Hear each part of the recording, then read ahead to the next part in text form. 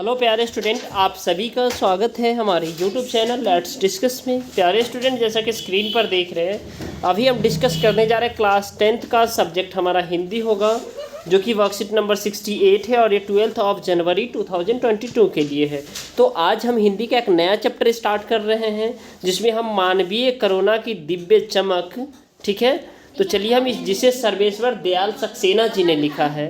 तो प्यारे बच्चों, आज हम एक ऐसे पाठ का शुभारंभ करेंगे जिसमें स्मृतियों के माध्यम से एक ऐसे व्यक्तित्व को उकेरा गया है जो कि हिंदी भाषी होते हुए भी हिंदी भाषा और बोलियों के प्रति अगाध प्रेम रखते हैं। यानी अहिंदी, यानी जो हिंदी नहीं बोलते वो भी हिंदी भाषा के लिए काफ़ी उसका प्रेम है, ठीक है। तो आप समझ पाए होंगे कि हम किस पाठ की बात कर रहे हैं। हाँ जी हाँ, सही समझे, मानवीय करुणा की दिव्य चमक, अर्थात जिसके लेखक साहित्य अकादमी पुरस्कार के विजेता श्री सर्वेश्वर दयाल सक्सेना जी सर्वेश्वर बहुमुखी प्रतिभा के साहित्यकार थे। यानी बहुमुखी, यानी वो हर एक विद्या से, यानी हर एक उनकी जो सोच की थी, सामाजिक, राजनीतिक, आर्थिक, हर एक तरीके से उनकी सोच बदलती गई, ठीक है। और इसे लेकर के इसे सर्वेश्वर दयाल को बहुमुखी प्रतिभा के साहित्यकार माने जाते हैं। और कभी कहानीकार भी है, उपन्यासकार है, निबंधकार और नाटककार है। और सक्सेना जी का अभिव्यक्ति में सहजता और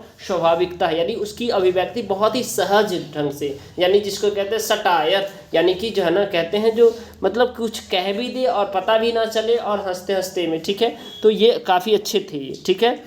यह पाठ गद्य स्मरण विद्या से लिया गया है, जिसका संस्मरण संस्कृतियों से बनता है और स्मृतियों की विश्वसनीयता उसे महत्वपूर्ण बनाती है। फादर कामिल बुल्के पर लिखा सर्वेश्वर दयाल का यह संस्मरण इस कसौटी पर उतरा है कि अपने को भारतीय कहने वाले फादर बुल्के जन्म तो बेल्जियम में लिए थे, जो कि गिरजों, पादरियों, धर्मगुरु, यानी गिरजा जान रहे ना, और पादरी वही ईसाई लोग हैं, ठीक है, जो दो पार्ट में बटे हुए, धर्मगुरु और संतों की भूमि कही जाती है।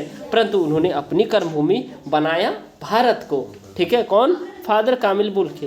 तो फादर को जहानाबाद से नहीं मरना चाहिए था, जहरबाद से नहीं मरना चाहिए था, जिसकी रंगों में दूसरों के लिए मिठास भरे अमृत के अतिरिक्त और कुछ नहीं था। उसके लिए इस जहर का विधान क्यों हो? यह सवाल किस ईश्वर से पूछे? प्रभु की आस्था ही जिसकी आस्था थी, वह देह की इस यातना की प्रेक्षा उम्र की आखिरी देहरी पर क्यों दे? एक लंबी पादरी के सफ़ेद चोगे से ढकी आकृतियाँ सामने है, गोरा रंग, सफ़ेद झाई, मरती हुई भूड़ी दाढ़ी, नीली आंखें, बाहें खोले गले लगाने के आतुर है, और इतनी ममता, इतना अपना तब इस साधु में अपने हर एक प्रियजन के लिए उमड़ता रहता है। और मैं 35 साल से इसका साक्षी था, तब भी जब यह इलाहाबाद में थे और तब भी जब वे दिल्ली आते थे। आज उन बाहों का दबाव मैं अपनी छाती पर महसूस करता हूँ, अर्थात ये लेखक कहते हैं, ठीक है। तो इसी में प्यारे स्टूडेंट बहुत ही आसान से प्रश्न है, इस सभी का एक एक करके सॉल्व करते हैं। तो चलिए स्टार्ट करते हैं, राइट। तो ये आपका प्रश्न है, मानवीय करुणा की दिव्य चमक पाठ किस विद्या में लिखी गई है? तो ये संस्मरण विद्या में लिखी गई, याद रखना किसमें? संस्मरण। और प्रश्न 2 है, लेखक को साहित्य का कौन सा सर्वश्रेष्ठ पुरस्कार प्राप्त हुआ? तो साहित्य अकादमी पुरस्कार प्राप्त हुआ, ठीक है। कौन सा? साहित्य अकादमी। और फादर बुल्के की मृत्यु का क्या कारण था? क्योंकि मृत्यु एक प्रकार के जहरीले फोड़े अर्थात जहरवाद से हुई थी, ठीक है। इसका नेक्स्ट प्रश्न है, प्रश्न संख्या 4 है, गद्यांश के आधार पर आपके मन में फादर कामिल बुल्के जी की छवि उभरती है, तो उसे अपने शब्दों में। तो फादर कामिल बुल्के मानवीय व नैतिक गुणों में से ओतप्रोत थे। उनके मन में सबके प्रति कल्याण की भावना थी। वे स्नेह, करुणा, वात्सल्य जैसे गुणों से दूसरों को दुख दूर कर देते थे। उन्होंने कभी क्रोध नहीं किया। जन्मभूमि और कर्मभूमि में अंतर समझाइए। तो जन्मभूमि अर्थात जन्म, वहाँ जिसका जन्म हुआ है, और कर्मभूमि अर्थात विशेष कार्य करता है और अपने सपनों को साकार करने के लिए परिश्रम करता है, ठीक है।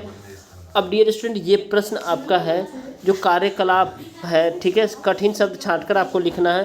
तो जन्मभूमि, जन्मस्थान, विधान, नियम, स्मृति, यादें, आतुर, उत्सुक और यातना, कष्ट। तो ये आपका जो है ना इस प्रश्न का उत्तर है, ठीक है। उसके बाद मेरी जन्मभूमि विषय पर आपको 80 से 100 शब्दों में अनुच्छेद लिखना है। तो ये आप सबका पर्सनल होगा, जहां आपने जन्म लिया उसके बारे में लिख लीजिए, जो हमारी जन्मभूमि कैसी है, ठीक है। तो चलिए फिर मिलते हैं अगले अपडेट के साथ, तब तक के लिए bye bye, take care, have a nice day.